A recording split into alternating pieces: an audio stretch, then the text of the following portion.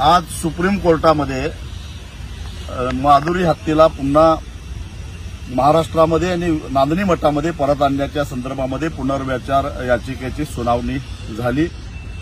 राज्य सरकार, वणतारा आणि नांदणी मठाने संयुक्तपणाने भूमिका मांडली की नांदणी मठानं 7-8 एकर जमीन वणताराच्या देखरेखीखाली माधुरी हत्या आणि इतर हत्यांच्यावर सुद्धा चांगल्या पद्धतीने उपचार करण्यासाठी जागा उपलब्ध करायला तयार आहे। महाराष्ट्र सरकार त्याच्यावर लक्ष ठेवून असेल तेव्हा सुप्रीम कोर्टानं माधुरी हत्येला वणतारामध्ये पाठवण्याचा जो निर्णय दिलेला होता तो बदलून हाय पॉवर कमिटीकडे जाण्याची परवानगी द्यावी आणि हाय पॉवर कमिटीच्या आदेशानुसार माधुरीला पुन्हा नांदणीमध्ये आणण्यासाठी प्रयत्न करावेत, यासाठी ही याचिका दाखल झाली होती। आज सुनावणी झाली आणि सुप्रीम कोर्टानं हाय पॉवर कमिटीनं सगळ्या वस्तुस्थिती समजावून घ्यावी आणि माधुरी हत्येच्या आरोग्याची काळजी करून योग्य तो निर्णय घ्यावा, असा